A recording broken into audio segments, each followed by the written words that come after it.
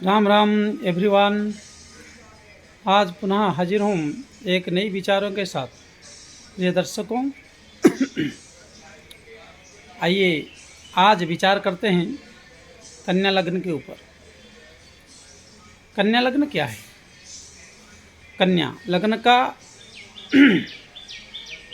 मालिक बुध देव है। बुध मतलब बुद्धि। हमारी मनुष्य जीवन व जितने भी जीव है संसार में सर्वश्रेष्ठ मनुष्य को इसलिए कहा गया कि बुद्धि और उसका प्रतिनिधित्व बुद्धदेव करते हैं। तो इस लग्न में पहला कारक ग्रह बुध है और मूल त्रिकोण में पंचमें शनि है। मकर राशि होने के कारण भाग्यस न च विद्या न च पौरुषम भाग्यम फलति सर्वत्र। वृषभ राशि शुक्रदेव है। तो इस लग्न में बुधदेव के दोनों मित्र राशि, दोनों मित्र ग्रह शुक्र और शनि यहाँ कारक है और सूर्यदेव यहाँ सम है। सिंगल राशि जो है द्वादश भाव में होने का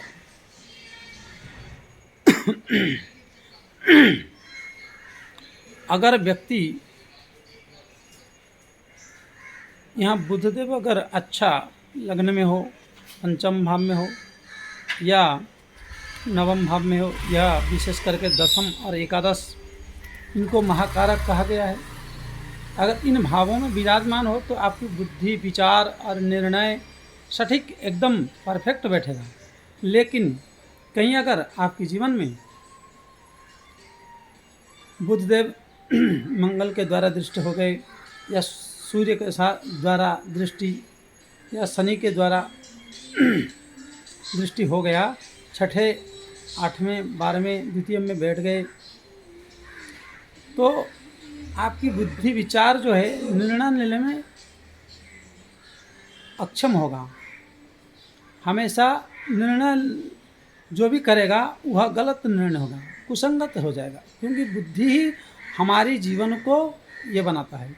लेकिन हम सोचते हैं कि ये व्यक्ति ऐसा नहीं किया, तैसा नहीं किया, वैसा नहीं किया। वो करना चाहेगा लेकिन उसकी पाप पीड़ित होने के कारण, पाप ग्रहों से युक्त होने के कारण इनको भ्रमित कराएगा। जैसे शनि की दृष्टि हो जाए, शनि मित्र होने के बाद भी इसकी दृष्टि के गोचर में, दृष्टिकाल में इनको भ्रमित कराएगा।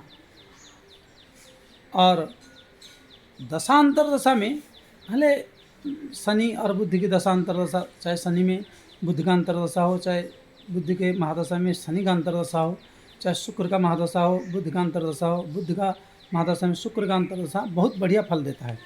और यहाँ तो भाग्य तो शुक्र है ही हैं भाग्य। लेकिन लग्न जो है यहाँ यह कहता है कि बुद्धि के बल से इनकम करेगा, क्योंकि बुद्धि क्या है? बुद्धि प्राप्त होता है साधना से। ज्योतिष संसार में बहुत लोग देखते हैं, ज्योतिष के बारे में आज की डेट में लगभग बहुत लोग जानते हैं, लेकिन फलित क्यों नहीं होता है? क्योंकि गुरुमुख नहीं होता है। कोई भी विद्या तभी फलित होता है जब गुरुमुख हो। किसी ज्योतिषाचार्य से सीखना। अब जिसकी कुंडली में बुद्धि मतलब बुधदेव एकादश हो, दशम हो या लग्न हो या आप पंचमेश या भाग्यश में विराजमान हो जाए, विशेष कर एकादश में रहेंगे तो बुध का दृष्टि पंचम भाव में पड़ेगा, तो उसकी संतान भी बहुत बढ़िया बुद्धिमान बनेगा, स्वयं बुद्धिमान बनेगा। तो अब उसके चलते, बुद्धिमान के चलते वह व्यक्ति ज्योतिष या कोई भी विद्या को तुरंत एक्सेप्ट कर लेगा, सीख लेगा। लेकिन यहाँ मित्रों एक बात है कि अगर मंगल की दृष्टि पड़ जाए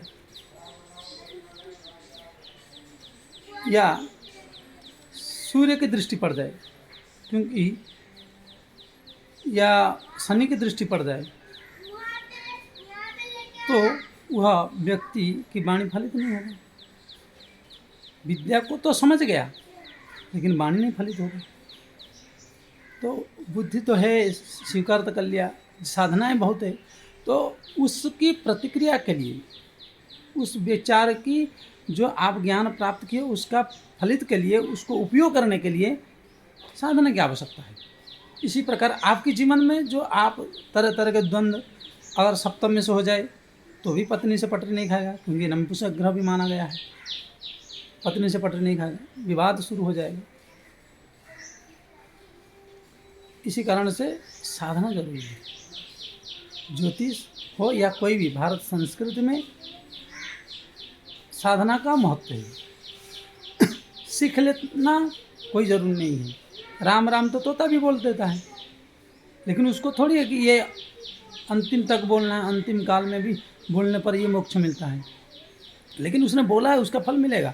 उसी प्रकार बुद्ध अगर बढ़िया हो तो आपकी बुद्धि ग्रहण करने योग्य है और श्रेष्ठ है, आपकी बच्चे का भी, और आपको श्रेष्ठ फल मिल सकता है। लेकिन कहीं पीड़ित हो गया तो आपको बुद्धि से भ्रमित करा के आपकी पैतृ संपत्ति को भी नष्ट कर देगा। तो इसलिए इस विचार से अगर आप सहमत हैं और तो आप कमेंट और लाइक और शेयर करके हमें अपना मतामत दे सकते हैं। प्रिय दर्शकों, जय श्री राम।